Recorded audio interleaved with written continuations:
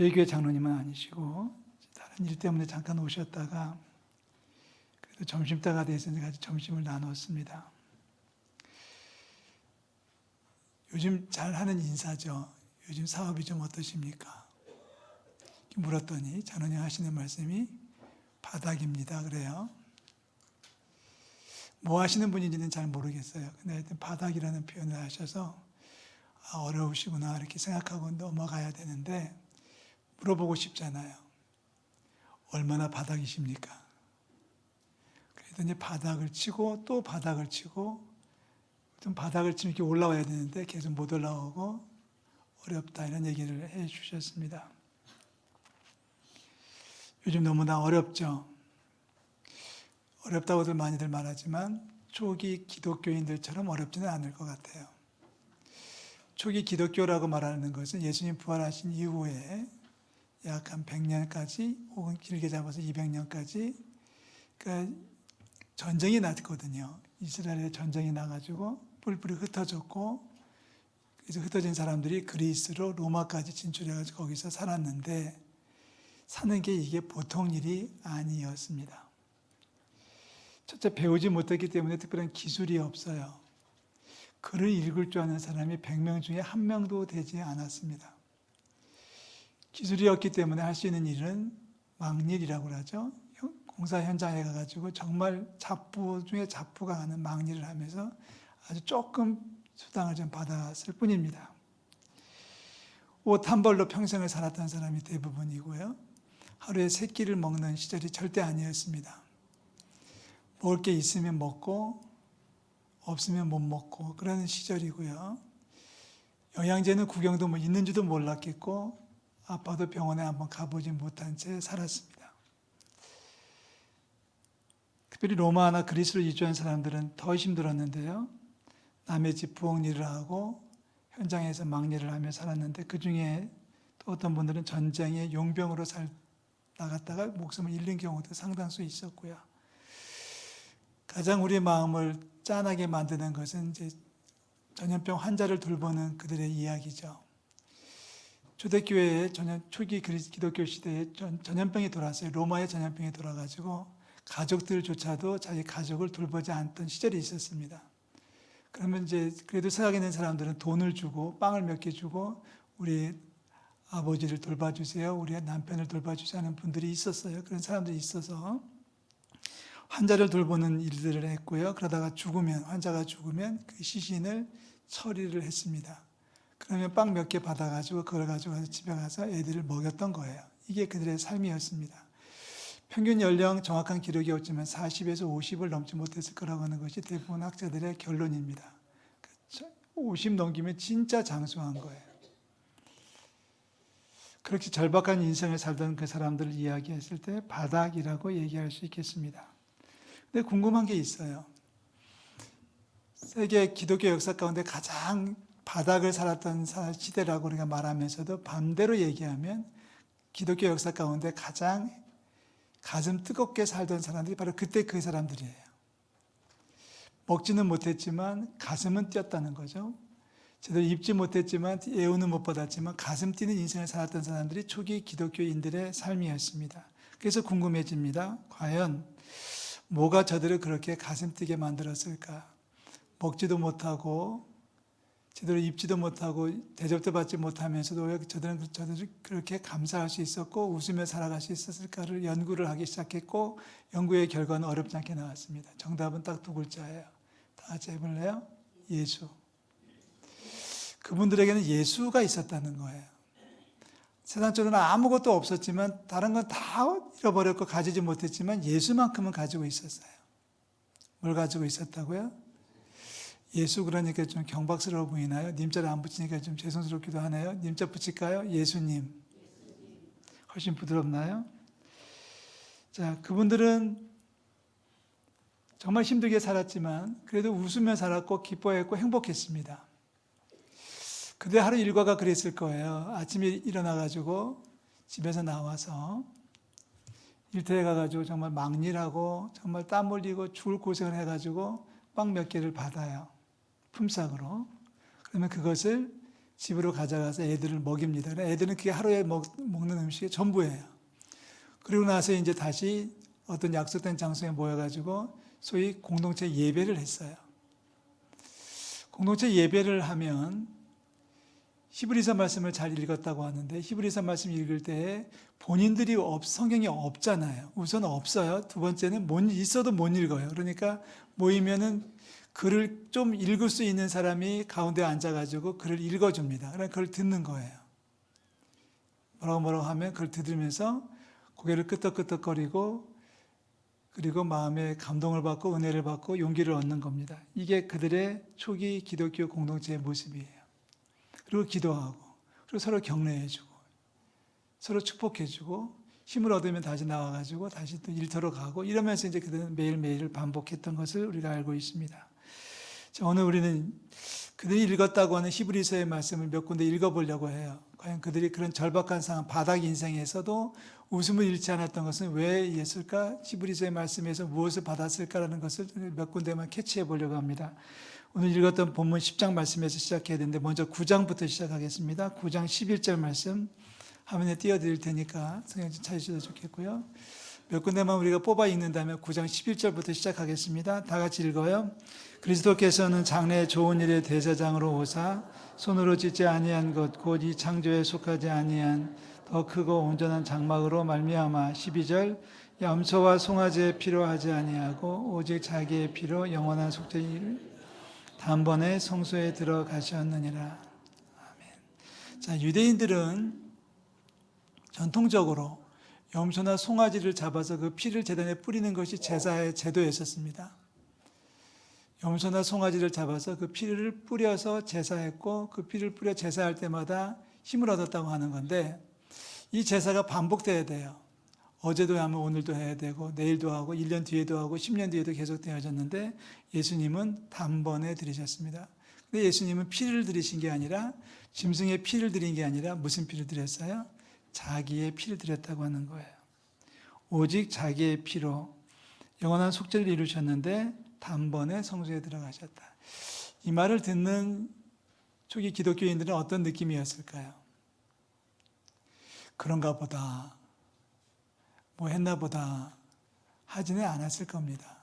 정말 놀랐겠죠. 아니, 우리가 그렇게 여러 번 제사를 했는데 그 제사가 아니라 주님이 자기의 피로 제사 드렸다고, 주님이 십자가에 달려 죽기까지 하셨다고 놀라기도 하고 감동되기도 하고 감사하기도 하고 그랬을 거예요. 그 감동이 그들을 살아갈 수 있도록 만들었다는 것을 기억해 주셔야 됩니다. 예수님은 한 번의 피로, 단 한 번의 피 흘리심으로 영원한 속죄를 이루셨다라고 성경은 기록하고 있고요. 그 말씀을 히브리서 10장 19절로 이어가겠습니다. 19절 20절 다 같이 읽어요. 그러므로 형제들아 우리가 예수의 피를 힘입어 성소에 들어갈 담력을 얻었나니 그 길은 우리를 위하여 휘장 가운데로 열어놓으신 새로운 살 길이요 휘장은 곧 그의 육체니라. 오늘 우리가 읽은 본문 말씀이잖아요. 이 말씀 20절 말씀을 조금 더 설명을 드린다면 자, 옛날에는 이스라엘에는 성전이 있었어요. 뭐가 있었다고요? 성전에 가면은 성소가 있고 지성소가 있어요. 조만한 방 하나가 있고 그보다 더 작은 방이 있는데 그 성소는 제사장이 들어가 가지고 제사 업무를 보는 곳이 성소예요. 성소에서 지성소로 넘어가면 거기에는 하나님의 임재가 상징적으로 보여주고 있는 물건들이 보관되어 있는 곳이에요. 근데 성소에서 지성소로 넘어갈 때 커튼이 가려져 있거든요. 커튼이 아주 두꺼운 털실로 짜서 만들어 놓은 커튼이 가려져 있는데 휘장이라고 보통 얘기하는 그 휘장이 찢어졌어요. 언제 찢어졌냐면 황소가 양쪽에서 당겨도 찢어지지 않는 그 엄청난 단단하게 공고하게 짜여져 있는 그 성소 휘장이 예수님이 십자가에 달려 죽으실 때 그때 위에서부터 밑으로 쭉 찢어졌다는 거예요. 실제로. 지금 그 얘기를 하고 있는 겁니다. 히브리서 10장에서 말하기를 그 길은 우리를 위하여 휘장까지 열어놓으신 새로운 살 길이다. 자, 휘장은 곧 그의 육체다. 무슨 뜻이에요? 성소 휘장이 있는 것은 뭐냐면 아무나 들어갈 수가 없어요. 제사장도 못 들어가요. 1년에 딱 한 번만 한 사람만 들어갈 수 있었어요. 대제사장 한 사람만 한 번만 들어갈 수 있는 게 성소 휘장을 열고 들어갔는데 안 그러면 죽으니까. 그 성소 휘장은 바로 하나님의 임재 가운데 나아가는 길입니다. 보통은 막혀 있는 거예요. 아무나 들어갈 수 없고 함부로 들어갈 수 없는 것인데 그 길이 찢어졌다 열려졌다 누구나 들어갈 수 있다. 믿음만 가지면 누구나 갈 수 있다. 언제든지 갈 수 있다. 이게 복음입니다. 자, 주님의 죽으심은 우리를 위해서 죽으신 줄을 믿고요. 우리를 위해서 뭘 해주셨냐고 묻는다면 하나님의 보좌 앞에 담대히 나아가시는 길을 열어놓으신 거예요. 그래서 우리가 지금 예배하는 거예요. 그 말을 하고 있습니다. 성소에 들어갈 담력, 즉 자신감, 확신을 얻었는데 바로 우리를 휘장 가운데 열어놓으신 새로운 살길의 휘장은 그 위의 육체다. 그의 육체를 찢으심으로 우리가 주님 앞에 하나님 앞에 나아가시게 되었다. 글쎄요, 이 말을 처음 듣는 초기 기독교인들의 감정은 어땠을까요? 한번 여러분 그림을 한번 그려보실래요? 조만한 방에 모였어요. 한 10명 이상, 10명 가까이 왔다 갔다. 수십 명이 모일 수는 없고 공간이 안 되니까 한 10명 안팎이 모였는데 불은 호롱불 하나 딱 켜놨는데 한 사람이 일어나가지고 말씀을 읽어주는 거예요. 예수님이 우리 가운데 오셔서 하나님이 우리 가운데 오셨어요. 우리를 위해서 십자가에 죽기까지 하셨어요. 피 흘려 죽으셨어요. 그래서 우리는 나음을 얻었거든요. 그래서 우리는 영원한 속죄를 얻게 된 거예요. 하나님 앞에 담대히 나가게 된 거예요. 이 말을 읽어줄 때 사람들의 감정은 어땠을까요? 아마 못 믿는 사람도 있었겠지만 믿는 사람들은 정말 마음이 뜨거워진 그 뜨거움으로 살아가는 겁니다. 그들은 서로를 격려했겠죠. 서로 옆에 있는 분들하고 얘기를 하고 있습니다. 옆에 있는 분들에게 얘기하겠죠. 하나님이 살아계시대. 하나님 우리 가운데 오셨대. 너 들었니? 지금 말씀하셨잖아. 하나님 우리를 위해서 십자가에 죽기까지 하셨대. 그 피 흘리심으로 우리가 나음을 얻어가지고 영생의 축복을 누리게 된 거란데 나는 믿어. 너도 믿니? 그리고 나도 믿어. 정말 너무 좋은 소식이야. 이렇게 얘기하면서 예배가 진행됐을 겁니다. 서로 격려하면서 말이죠. 자, 21절, 22절 읽을까요? 또 하나님의 집 다스리는 큰 제사장이 계심에 우리가 마음의 뿌림을 받아 약한 양심으로부터 벗어나고 몸은 맑은 물로 씻음을 받았으니 참 마음과 온전한 믿음으로 하나님께 나아가자. 자, 그러니까 우리 거짓되이 살지 말자.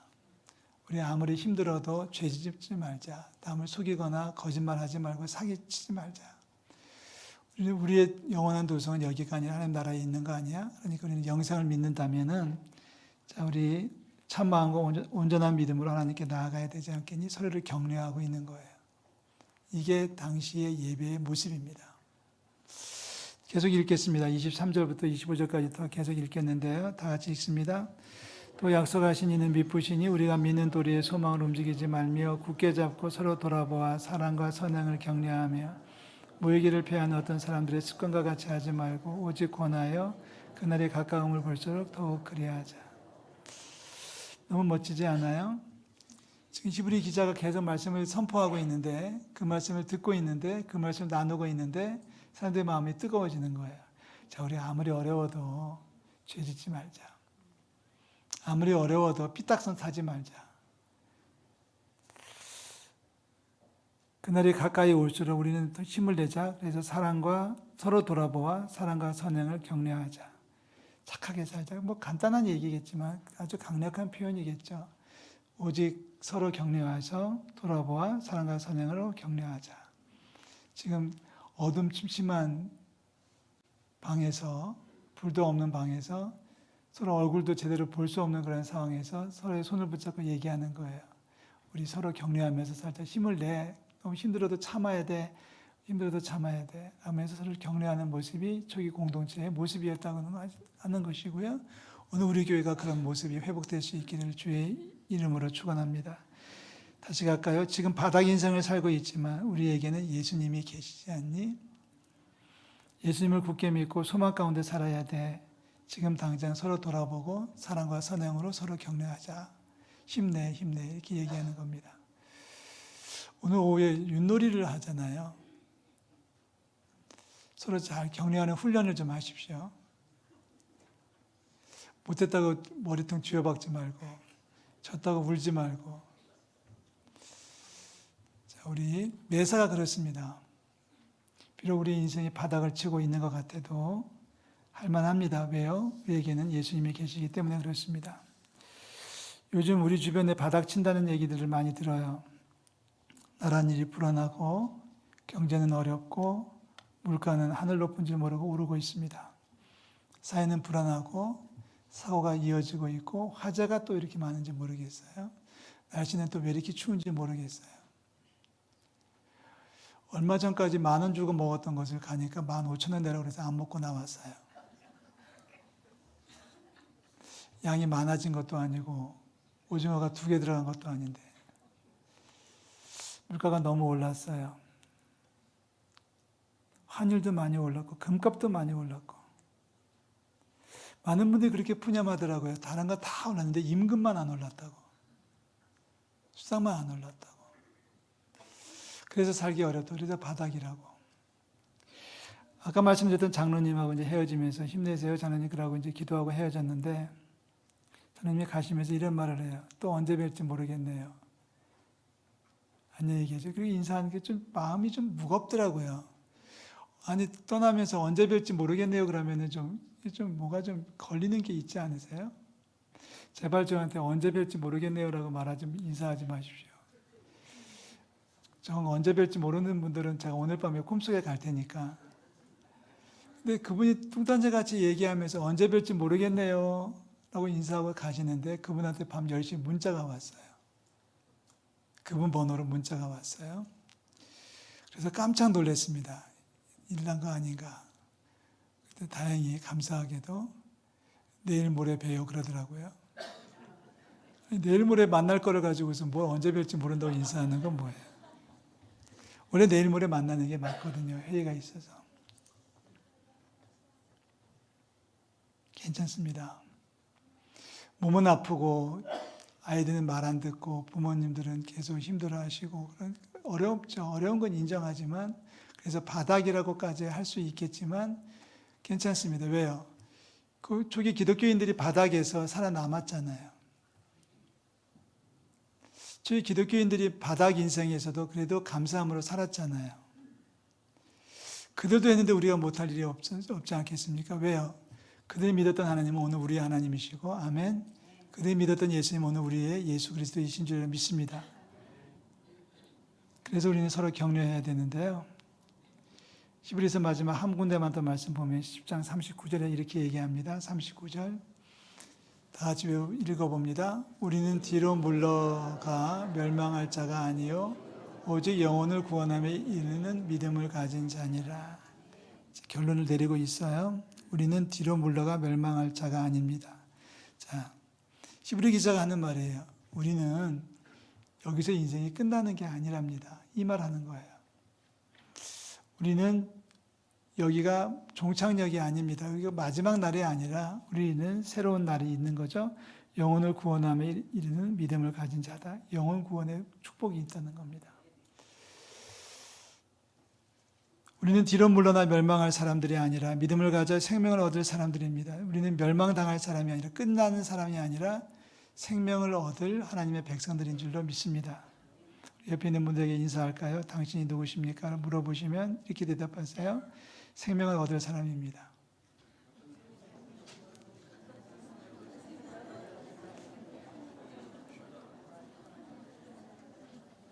좀 더 강하게 할까요?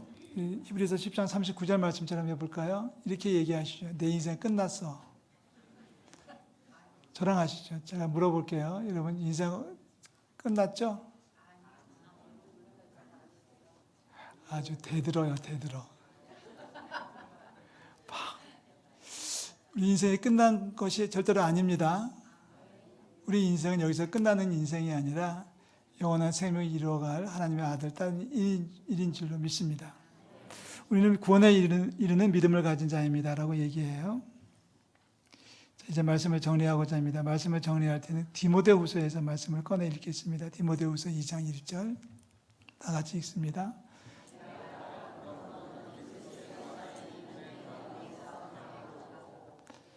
자, 디모데후서는요.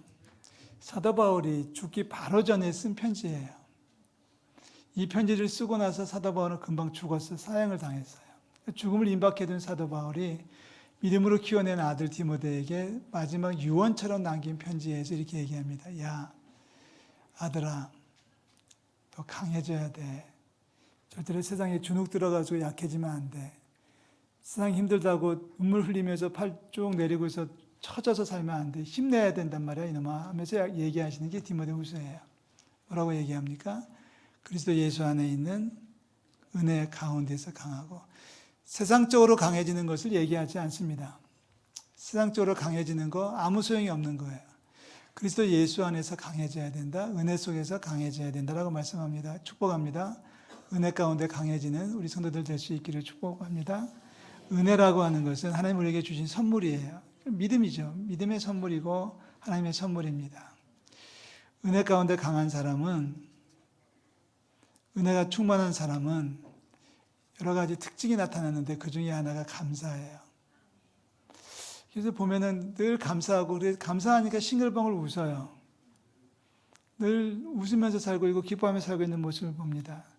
우리 사도 바울이 다른 데서 보낸 편지의 내용 중에 이런 말이 있죠. 범사에 감사해라. 쉬지 말고 기도해라. 항상 기뻐하라. 순서가 바뀌어도 잘 따라오시네요. 항상 기뻐하라. 범사에 감사해라. 쉬지 말고 기도해라. 자, 은혜 받은 사람은 잘 웃어요.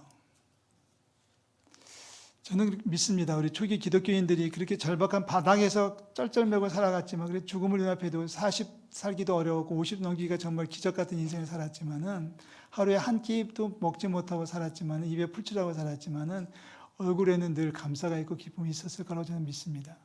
늘 웃어요. 늘 감사할 수 있고 늘 웃을 수 있고 늘 흥얼흥얼 노래하면서 살고 있어요. 이게 은혜 받은 사람의 모습입니다. 아멘.